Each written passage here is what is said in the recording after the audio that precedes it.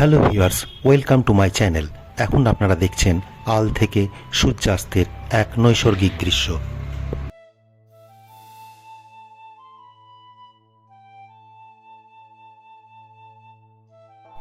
আমি এই ভিডিওতে সান্দাকফু ফালুট রোডে অবস্থিত আলের সম্পূর্ণ বিস্তারিত বিবরণ এবং দৃশ্য আপনাদের কাছে উপস্থাপন করব।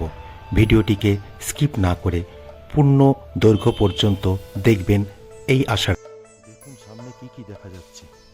এদিকে মাউন্ট এভারেস্ট, এখানে অন্নপূর্ণা, এখানে স্লিপিং বুদ্ধা, আর এদিকে হচ্ছে সিল্ক রুটের বিস্তীর্ণ পর্বতমালা।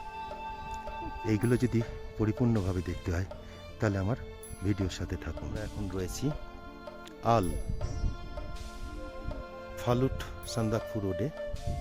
আমরা রয়েছি আলে। এইখান থেকে দেখতে পাওয়া যায় একটা নৈসর্গিক সূর্যাস্ত। সূর্যটা এখন বাজে 3টে, সূর্য অস্ত যায় হয়তো 4:57 আজকের টাইম। নিচে বিস্তীর্ণ পর্বত, হিমালয় পর্বত শৃঙ্গমালা, চারপাশ থেকে মেঘ উড়ে আসছে।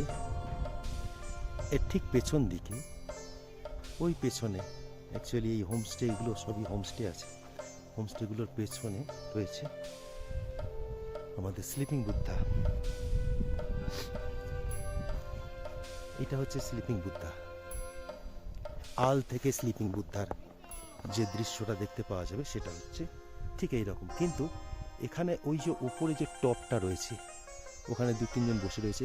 অ্যাকচুয়ালি ওই জায়গাটা উঠলে পারে সব থেকে ভালো সূর্যোদয়, সূর্যাস্ত এবং মাউন্ট কাঞ্চনজঙ্ঘাকে সব থেকে ভালো দেখতে পাওয়া যায়। কিন্তু ওই জায়গা ওঠা একটু শ্বাসকষ্টজনিত সমস্যা হতে পারে, সেই জন্য সকলের পক্ষে তো সম্ভব নয়। সামনের যে পর্বত শৃঙ্গটা রয়েছে ছোট, এটা কিন্তু খুব সুন্দর দেখতে, বাদামি রঙের, অনেকটা লাদাখের পর্বত শৃঙ্গগুলোর মতো। নিচে পাইনের সারি মেঘে ঢেকে রয়েছে, অদ্ভুত সুন্দর জায়গা। মেঘ রয়েছে পায়ের নিচে, আমরা রয়েছি মেঘের উপরে।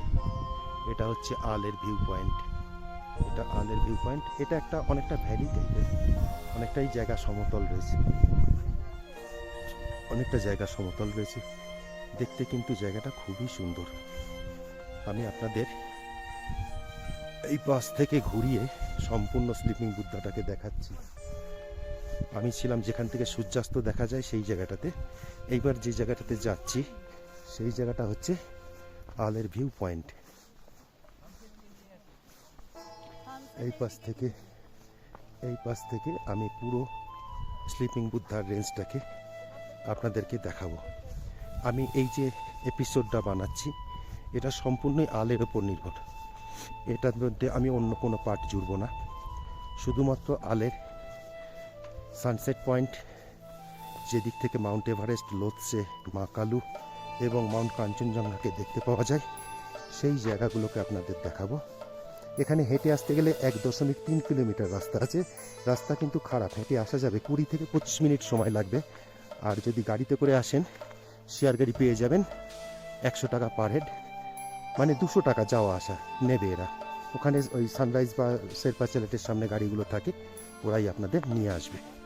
এইবার আমি আসলাম যে জায়গাটাতে, সেইখান থেকে মাউন্ট কাঞ্চনজঙ্ঘাকে একদম পুরো রেঞ্জ সম্পূর্ণ সুন্দরভাবে চোখের সামনে দেখতে পাওয়া যায়। এবার দেখুন সেই জায়গাটা সত্যি সুন্দর দেখতে পাওয়া যাচ্ছে কিনা। আর পাশে কিন্তু অন্নপূর্ণাকেও অল্প দেখতে পাওয়া যাচ্ছে, আমি দেখিয়ে দিচ্ছি। এই হচ্ছে কাঞ্চনজঙ্ঘা, আর এই যে মেঘের আড়ালে চলে রয়েছে এই ঠিক এই জায়গাতে রয়েছে মাউন্ট অন্নপূর্ণা। আর এই দিকে যেগুলো দেখতে পাওয়া যাচ্ছে সিকিমের সিল্ক রুটের রিজিয়ন, একদম নাথুলা পাস থেকে নিয়ে শুরু করে জুলুক, থাম্বি সব জায়গাগুলো দেখতে পাওয়া যাচ্ছে। কিন্তু একটু মেঘলা ওয়েদার রয়েছে, ওয়েদারটা পুরো ক্লিয়ার নয়, যদি এখন ক্লিয়ার থাকার কথাও না। বেলা 3টে বেজে গেছে, আর একটু বাদেই সানসেট হবে। আর এই যে গাছগুলো দেখতে পাওয়া যাচ্ছে এগুলো সম্পূর্ণ এখানকার হ্যাবিটেন্টের গাছ, এগুলোকে সিলভার ফার গাছ বলে। এই গাছগুলো বাজ পড়লে পরে ফেটে যায়।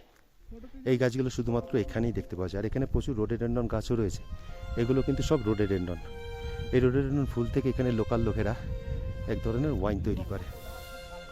আর ওই উপরের যেটা দেখালাম ওটা হচ্ছে এখানকার ভিউ পয়েন্ট, উপর থেকে খুবই সুন্দর দেখতে পাওয়া যায়।